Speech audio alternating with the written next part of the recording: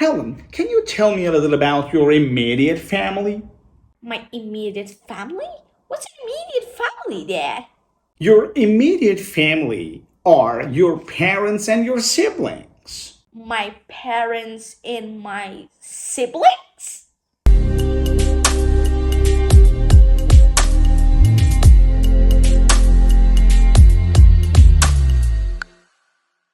Hello, and welcome to English with the Jorats. I'm Max. And I'm Helen. Today, Dad is gonna teach us a lot of vocabulary about family. That's right. In today's lesson, I'm gonna let you know a lot of vocabulary and collocations about family, the most important thing in life.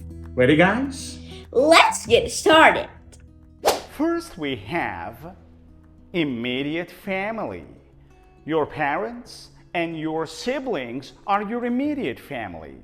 Your parents, your mom and dad, your mother and father, and your siblings.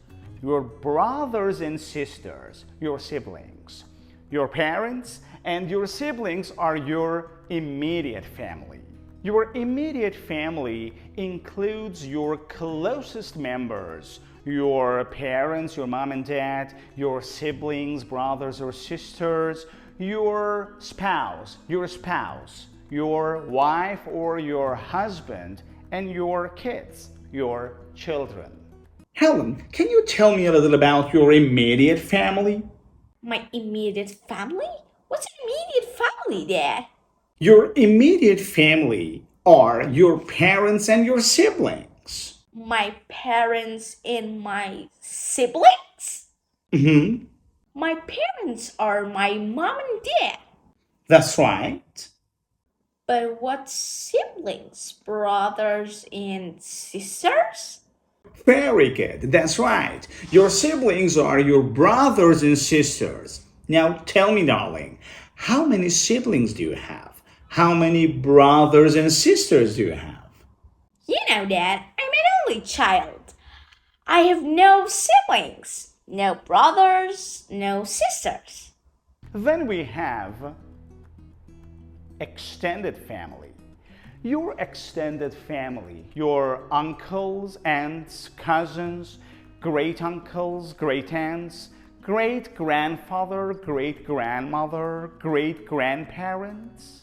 Your great uncle is your father's or mother's uncle. Your great grandmother is your father's grandmother or your mother's grandmother. Great grandparents. Now tell me, Helen, what's someone's extended family? Extended family. Oh, I know this one. My extended family are my grandparents, uncles, aunts, and cousins, right? That's right. Very good. Your extended family are your grandparents, your uncles, your aunts, your cousins, even your great grandparents. My great grandparents? Yeah, your great grandfather and your great grandmother. Then who are these people? Well, my grandfather is your great grandfather, and my grandmother is your great grandmother. Oh, now I know. Your grandparents are my great grandparents. Well done. Then your uncle is my great uncle, and your aunt is my great aunt? That's it. Then we have a family tree. What's a family tree? You can use a family tree to diagram the relationships among your family members. That's it, a family tree. Another expression is a distant relative. A distant relative. Distant, far. But please don't say a far relative. Say a distant relative. A person who is related to you by a long series of connections. A distant relative is a person who is related to you by a long series of connections. How many people are there in your family, Helen? Well, there are three people in my family: my parents and I. All right, good. But you can also put it this way: I'm from a family of three. You can also say, I'm from a family of three. I'm from a family of three: my mom and dad and me. That's right. I'm from a family of number. I'm from a family of three. He's from a family of four. She's from a family of six. Whatever. Now, you answer this question in the comments. How many people are there in your family? I'm from a family of number. I'm from a family of four. I'm from a family of four. Instead of saying, there are four people in my family, you can say, I'm from a family of four. I'm from a family of four. My immediate family is relatively small. My immediate family. My parents, my sister, and me. But my extended family is very large. Both my parents come from big families. I have 25 cousins. So our family gatherings are pretty chaotic. Family gatherings, family parties, small family parties. Chaotic. Our family gatherings are chaotic. There is a lot of chaos. Very busy, very crowded, chaotic. I like our family gatherings. When everyone gets together, it's much fun. We tell jokes and stories, we laugh a lot, we dance. I like it. Then we have a loving family or a close-knit family. If you're lucky, you have a loving family. If you're lucky, you have a close-knit family. These expressions refer to a family that has good relationships, where everyone loves each other and helps each other. I have a close-knit family. My family is so loving. Everyone cares about each other. I have a close-knit family. Everyone in my family loves each other and we do care about each other. I have a close-knit family. If you were raised in a loving family, you probably had a carefree childhood. Carefree childhood. That means you had nothing to worry about when you were young. I had a carefree childhood because I was raised in a loving family. On the other hand, we have a dysfunctional family. A dysfunctional family is a family in which the relationships are bad or unhealthy.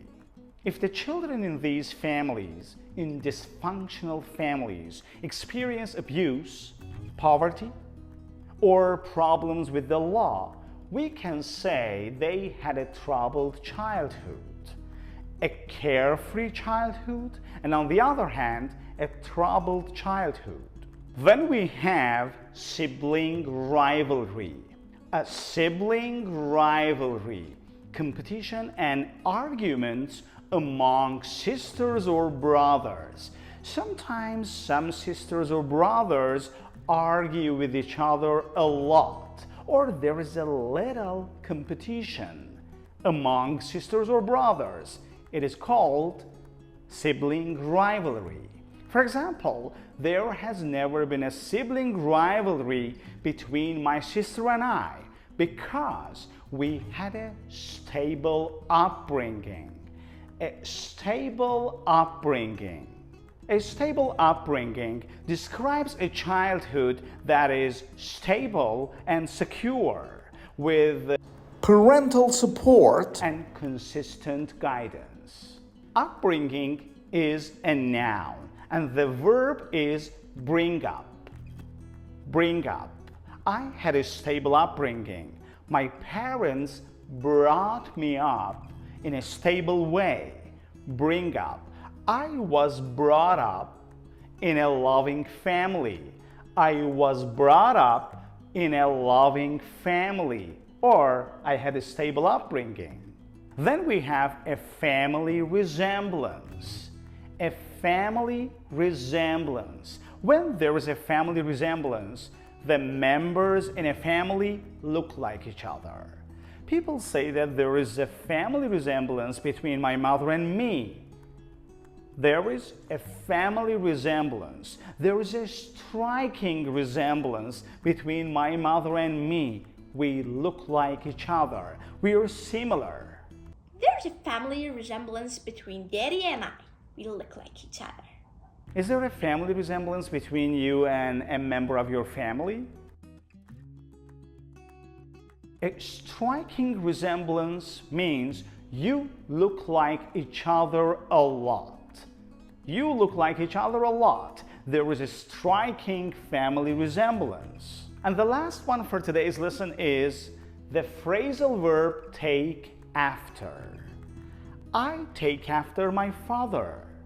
What does this mean, my friends? I take after my father means we have the same temperaments. Our personality is the same. For example, we are both calm. My father and me are both calm. We hardly ever get angry. I take after my father. We can't say my father takes after me. I take after him. I take after my father. We have the same personality. For example, Daddy is talented in music, and I think I'm talented too. I take after my father. Well, how was it? Did you like it? If you liked it, please subscribe to our channel so that you can see our next videos. See you soon!